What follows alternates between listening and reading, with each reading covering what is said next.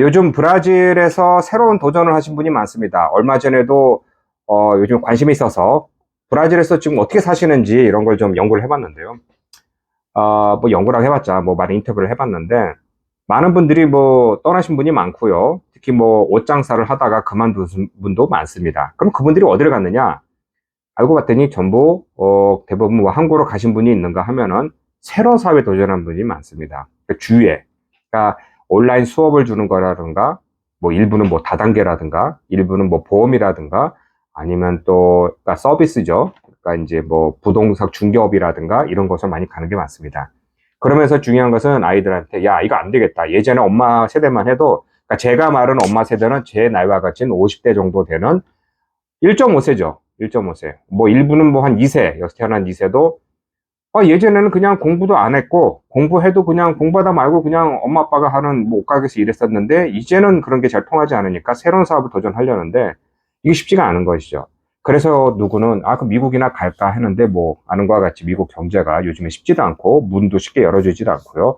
한국 사람 같은 경우는 그래도 아직도 갈만하죠. 한국 국적을 가지고 있으니까. 그렇지만 브라질 국적을 가지고 있는 사람은 미국에 들어가기가 어렵습니다. 어찌됐건 그것에 가신 분들은 자기가 가지고 있는 재능을 이용을 하여 어떻게 그 사회에서 먹고 살아야 되는데 그런 재능을 가진다라는 게 쉽지가 않죠.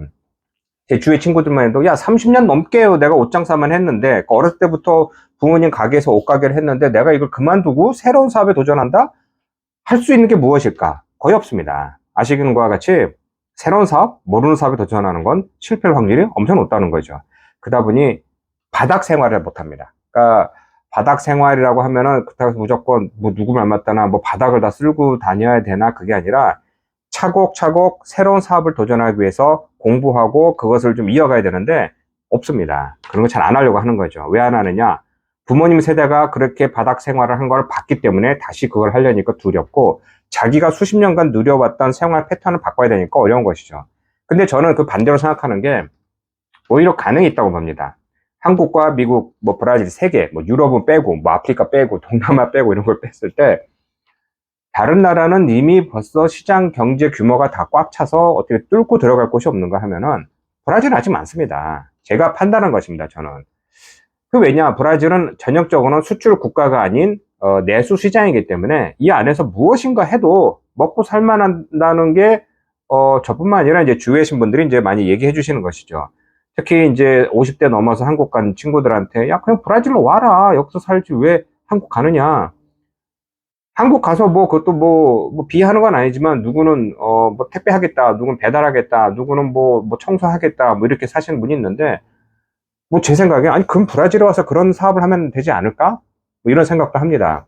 그러니까 서비스라든가 제품이라든가 제품도 제가 수차례 말씀드렸지만 제일 최고급 있고 뭐 뒤에 처가가 있으면은 요 가운데가 갭이 굉장히 높습니다. 그러니까 무엇이든지 올려놓아서 판다 이렇게 생각하는 것도 있고 또한 이런 서비스도 청소하는 거라 그럼 브라질 사람들을 채용을 해서 교육을 시켜서 시스템을 만들어서 브라질 대기업이나 뭐 중소기업이나 이런 들한테 서비스를 제공하는 것 일이 많죠. 근데 이렇게 설명하면은 그런 걸 해서 누구나 저한테 질문하는 게 그걸 해서 그럼 돈을 얼마를 아니 그렇게 그 첫부터 하자마자 돈을 버시는 건 아니죠. 그걸 보고 가능성 보고 가야 되는 겁니다. 그러니까 또 예전에 또 제가 또 누구한테 이렇게 비유로 설명했다가 왕창 혼난 것 중 하나가 자기는 닭고기로 승부를 보겠다면서 하루에 닭고기 한 60마리 100마리 튀기겠다고 얘기를 한 적이 있었습니다.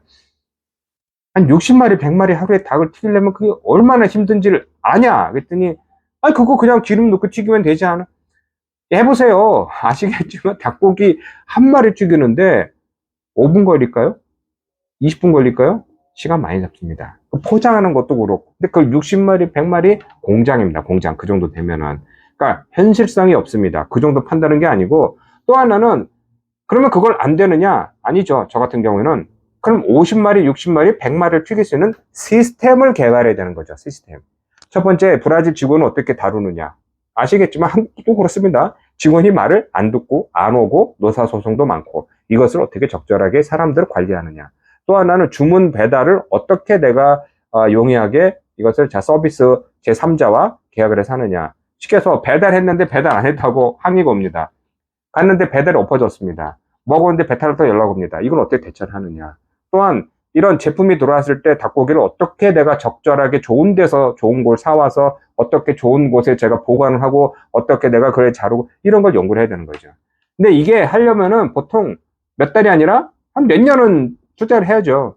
그러니까 이제 이걸 안 한다는 거죠. 그러니까 이제 안 한다라는 게 잘못된 게 아니라 길이 있다라고 오늘 설명드리는 겁니다. 그러니까 이런 것처럼 무엇인가 내가 보고, 그러니까 뭐 어떤 것이 있다 내가 보고 그것을 결정하고 공부하고 이끌고 가면 되는데 대부분 그게 아니라 그냥 쉽게 만약에 제가 50만 불 있으면 50만 불 투자해서 뭐 나올 곳이 없습니까? 뭐 이렇게 뭐 쉽게 생각하시는 분이 많은데 그렇게 쉬운 것이 전 세계 어디도 없는 것이죠.